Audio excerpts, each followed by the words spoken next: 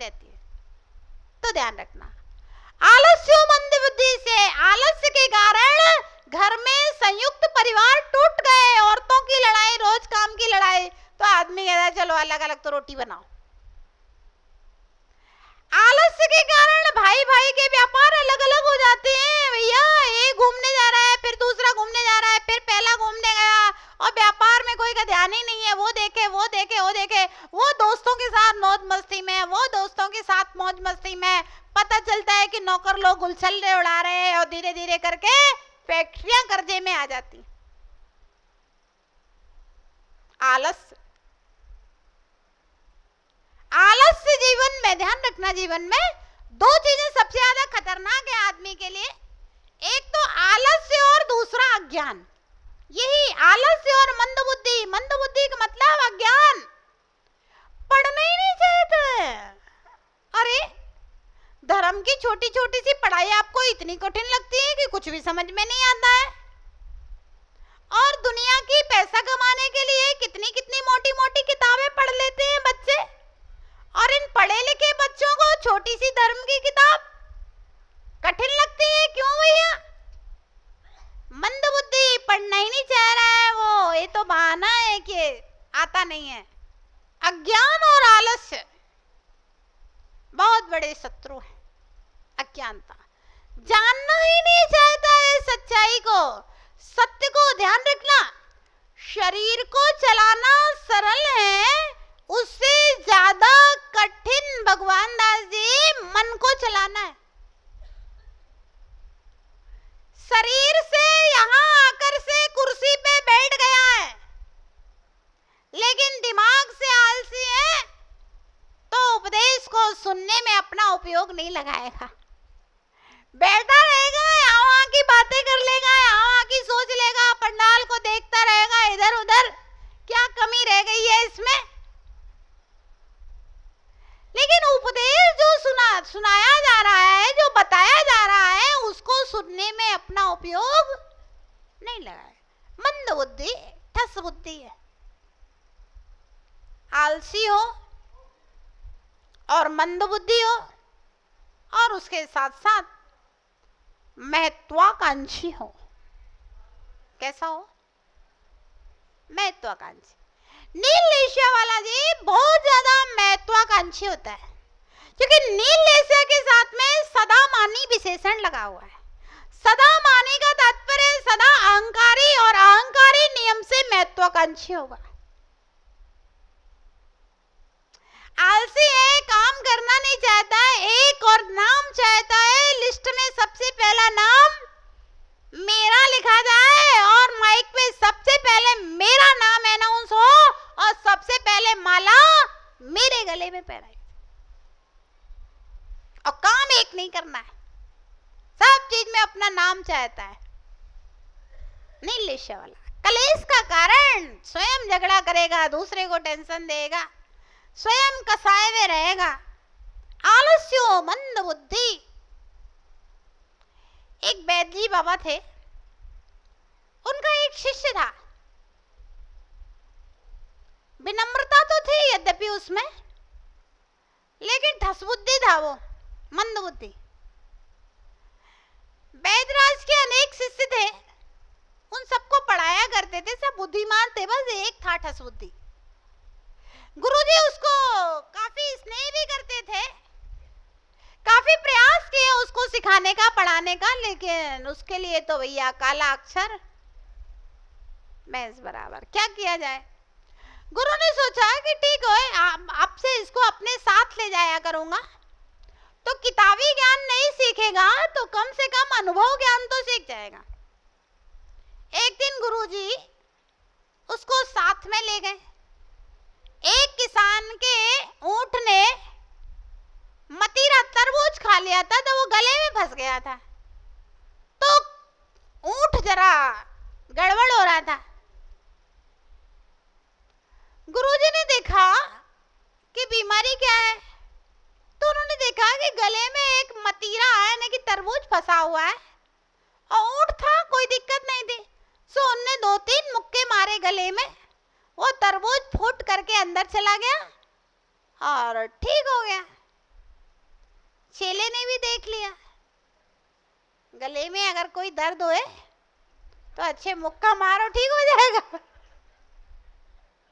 अनुभव ज्ञान तो यही था। देखिए, एक दिन एक व्यक्ति की माँ के गले में दर्द हुआ, वैद्य जी थे नहीं, तो बोला चलो हम चलते हैं, कोई दिक्कत नहीं है, इंतजाम आता है मुझे। तो गया और उसने उसके गले में 2-3 मुक्के मार दिए, बेचारी वो तो वही मर गई।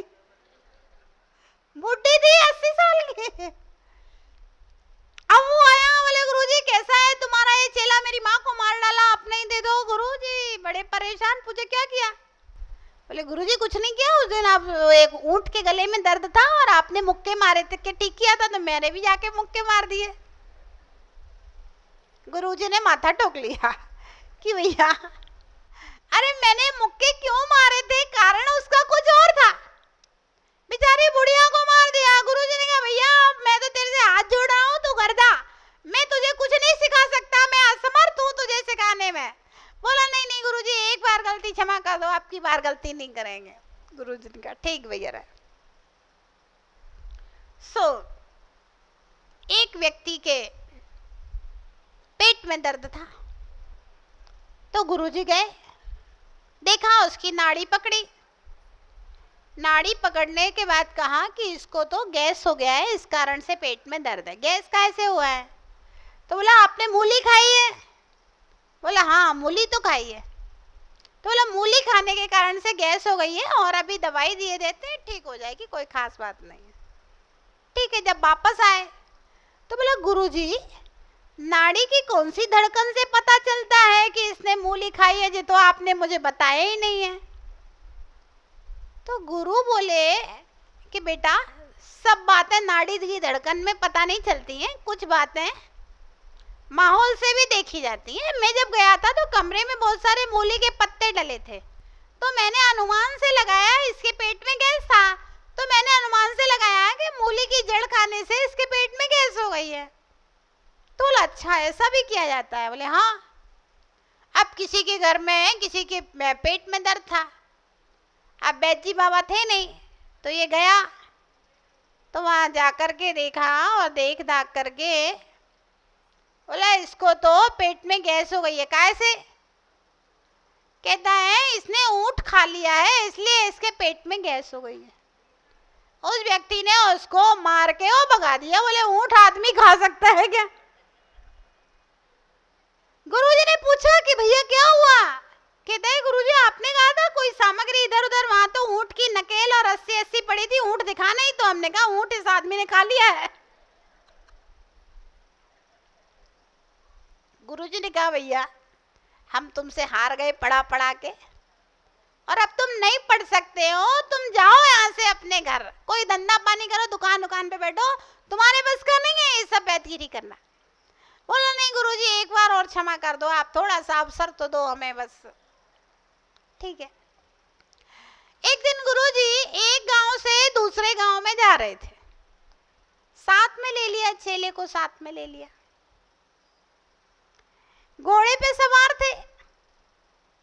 तो क्या हुआ, गुरुजी की दवाइयों की पेटी रास्ते में गिर गई। अब और आगे चले गए, जब आगे चले गए तो गुरुजी की अचानक दृष्टि गई, अरे दवाइयों की पेटी कहाँ है? बोला गुरुजी वो तो पीछे ही गिर गई थी, मैंने तो देख ली थी। गुरु ने कहा भैया जब कोई वस्तु गिर गई थी तो तूने उठाई क्यों नहीं? जब मालूम है गुरुजी की पेटी गिर गई है तो उठा लेना चाहिए था। तो बोला गुरु आपने कहाँ कहा था कि अगर कोई चीज गिर जाए तो उठा लेना, आप बोलते तो मैं उठा लेता। तो बोले ठीक है अब जा और पेटी लेकर के आ। बेचारा वो गया और पेटी लेकर के वापस आया, 1 किलोमीटर दूर पीछे गया और 1 किलोमीटर दूर आया, 2 किलोमीटर में तो पसीना पसीना हो गया, दौड़ता दौड़ता आया। अब आगे चलने लगे। गुरुजी ने कहा ध्यान रखना कोई चीज गिर जाए तो उठा लेना। ठीक है। अब चलते चलते क्या हुआ कि घोड़े ने लीद कर दी, अब तो वो पीछे रह गया उठाने के लिए। गुरुजी आ गए चिल्लाते चिल्लाते, दौड़ा दौड़ा, गुरुजी रुको रुको, मैं पीछे रह गया। बोले क्यों क्या हुआ?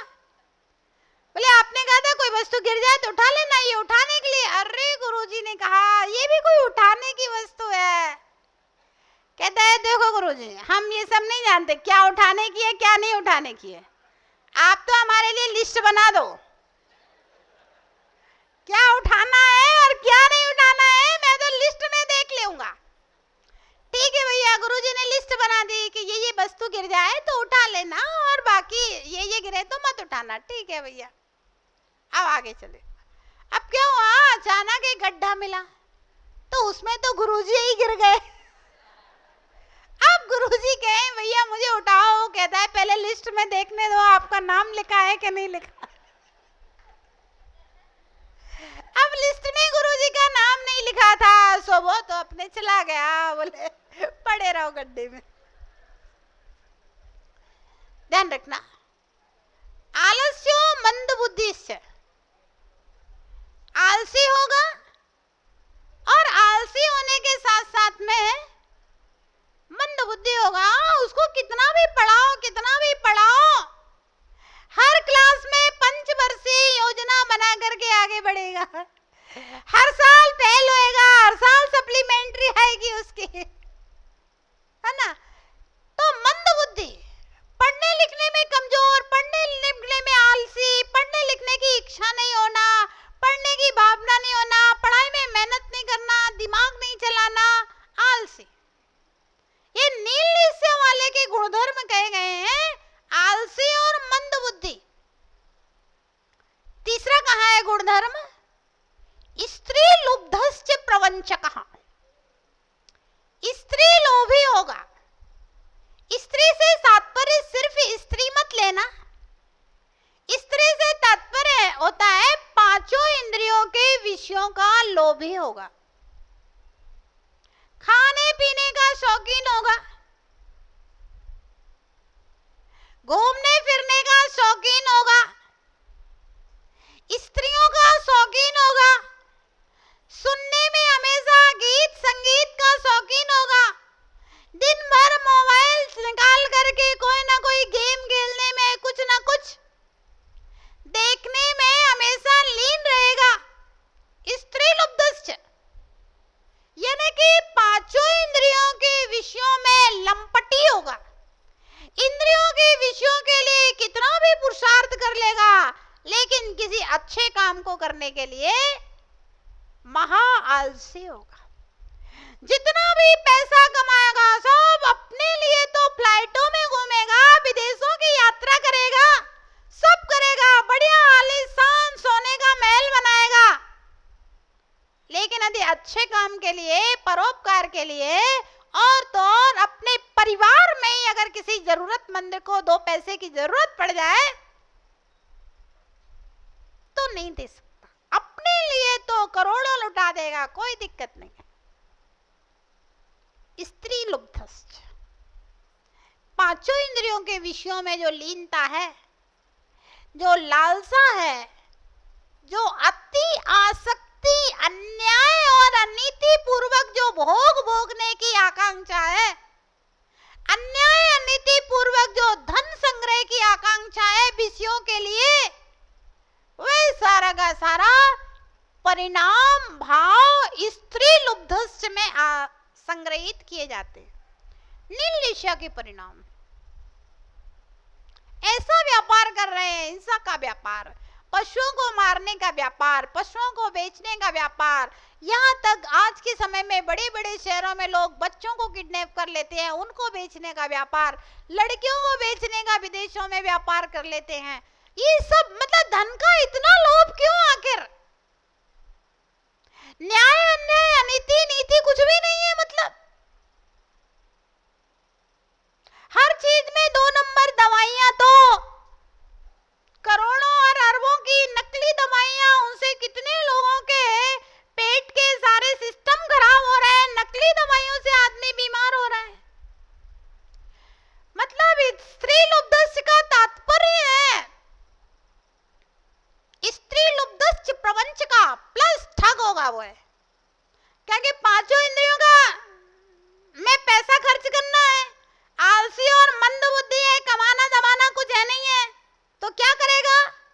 ठग विद्या, प्रपंचक, अन्याय अनीति पूर्वक धन कमाने वाला।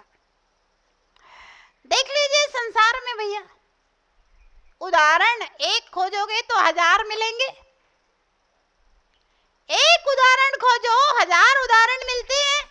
अखबार को उठा करके देख लो, स्त्री लुब्धश्च प्रपंच का, कितने क्राइम होते हैं, कितनी लूटपाट हो रही है, सब स्त्री लुब्धश्च प्रपंच का। कितने बलात्कार होते हैं, सब स्त्री लुब्धश्च प्रपंच का। नकली दवाइयां बेच रहा है टीचर, सरकारी पूरे 1 लाख रुपए तनख्वाह लेने के बाद में भी 4 घंटे भी ढंग से बच्चों को पढ़ाना नहीं चाहता है।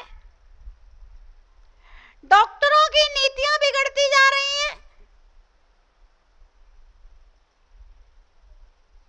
कोई गांव का बेचारा सीधा साधा है, पेट में दर्द है तो उसका ऑपरेशन करके किडनी निकाल ली एक, मरे हुए को वेंटिलेटर पे रख दिया, प्रवंचक ठग, पक्का ठग। स्त्री लोभी और प्रवंचक। अरे भोजन करना है, दिन भर खा ले, रात में खाने की क्या जरूरत है। रसना इंद्रिय की आकुलता व्याकुलता। अरे जो वस्तु अशुद्ध है, दूसरे जीवों के शरीर से बनी हुई है, आप देख रहे हो ये जो मैगी खाती है ना सब, मालूम है सुअर का मांस और सुअर का वो हिस्सा उसमें रहता है, फिर भी खाते जाते हैं, पता नहीं क्या खाने का शौक चढ़ा है।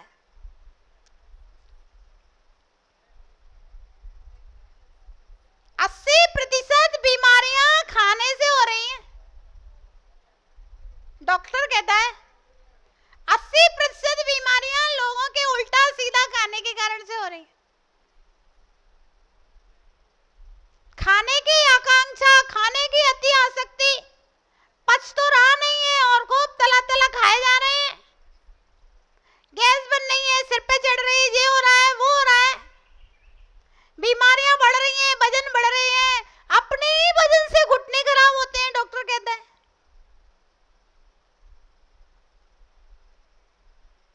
दूसरे के वजन से घुटने खराब नहीं, तो अपने शरीर का वेट बढ़ता है तो घुटनों पे वजन पड़ता है पूरा शरीर का।